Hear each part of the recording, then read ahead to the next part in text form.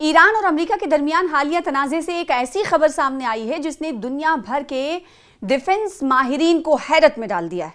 इत्तलात के मुताबिक एक अमरीकी F-15E स्ट्राइक ईगल जंगी तैयारा मुमकिना तौर पर ईरान के एक ऐसे जदीद ड्रोन सिस्टम का शिकार हुआ जिसे माहिरीन जेलीफिश ड्रोन स्वाम का नाम दे रहे हैं।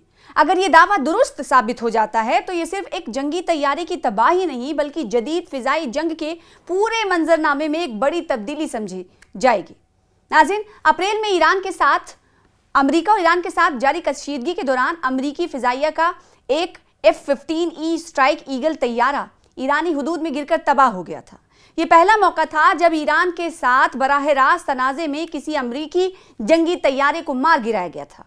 उस वाक़े के बाद अमरीकी हुकूमत ने तैयारे की तबाही की असल वजह के बारे में खामोशी इख्तियार की। ताहम अब अमरीकी मीडिया में शाया होने वाली एक रिपोर्ट्स ने एक नया इंकशाफ किया है।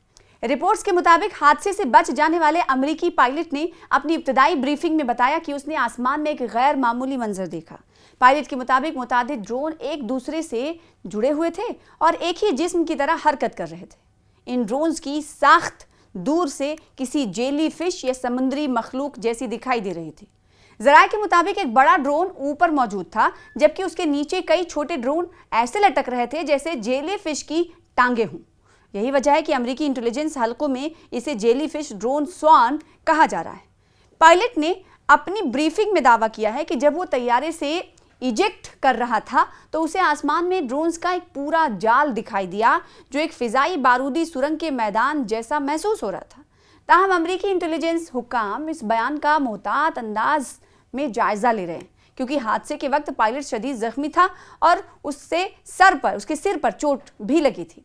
अब सवाल ये कि आखिर ये जेलीफिश ड्रोन स्वान होता क्या है, इसके बारे में जान लेते हैं। दिफाई माहिरीन के मुताबिक ये दरअसल एक जदीद ड्रोन नेटवर्क है जिसमें एक बड़ा मदरशिप ड्रोन मरकजी कमांड प्लेटफॉर्म के तौर पर काम करता है जबकि मुतादिद छोटे ड्रोन उसके साथ जुड़े रहते हैं। ये तमाम ड्रोन मेश नेटवर्किंग नामी टेक्नोलॉजी के जरिए आपस में राबते में रहते हैं। मैश नेटवर्किंग, जी हाँ, आपस में राबते में रहते हैं। इस टेक्नोलॉजी की खास बात यह है कि अगर नेटवर्क का कोई एक हिस्सा नाकारा हो जाए तो बाकी ड्रोन एक दूसरे के साथ राबता बरकरार रखते हुए अपना मिशन जारी रख सकते हैं। माहिरीन के मुताबिक ये ड्रोन सिस्टम दुश्मन की जंगी तैयारियों की निगरानी, उनका ताक़ुब यानी पीछा और ज़रूरत पड़ने पर हमला करने की सलाहियत रखता है। दिफाई तज्ज़ियाकारों का कहना है कि इस किस्म के ड्रोन स्वाम्स रिवायती फ़िज़ाई दिफाई निज़ाम के लिए एक डरावना ख्वाब साबित हो सकते हैं क्योंकि ये कम बुलंदी पर परवाज़ करते हुए वसी इलाके का अहाता करते हैं और राडार पर उनका सुराग लगाना मुश्किल हो जाता है। मज़ीद हैरानकुन बात यह है कि अगर किसी हमले के दौरान चंद ड्रोन तबाह भी हो जाएं तो बाकी ड्रोन अपनी तश्कील बरकरार रखते हुए कार्रवाई जारी रख सकते हैं। अमरीकी और मगरबी माहिरीन का ख्याल है कि इस नौइयत की टेक्नोलॉजी अब तक सिर्फ चीन और रूस जैसे ममालिक के पास मौजूद समझी जाती है, लेकिन अगर ईरान वाकई इस सलाहियत तक पहुंच चुका है तो ये मशरिक़ वस्ता में यानी मिडिल ईस्ट में ताकत के तवाज़ुन को तब्दील कर सकता है। दिफाई माहिर ब्रेट का कहना है कि ईरान बरसों से ऐसी जंगी टेक्नोलॉजीज तैयार कर रहा है जो अमेरिका की रिवायती फौजी बर्तरी का तोड़ साबित हो सके।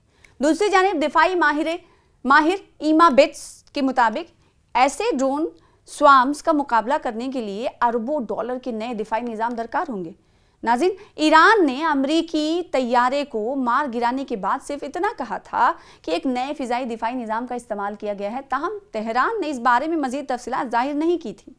अब दुनिया की नज़रें इस सवाल पर जमी हुई हैं कि क्या वाकई ईरान ने एक ऐसी जदीद ड्रोन टेक्नोलॉजी हासिल कर ली है जो मुस्तकबिल की जंगों का रुख बदल सकती है, या फिर ये अमरीकी पायलट के मुशाहिदे की एक मुतनाज़ा तशरीह है।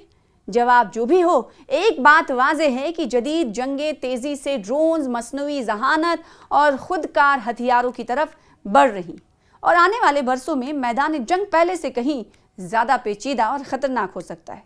फ़िलहाल इस खबर में इतना ही। दीजिए मुझे इजाज़त और आलम इस्लाम की तमाम खबरों के लिए देखते रहिए न्यूज़ 18 उर्दू।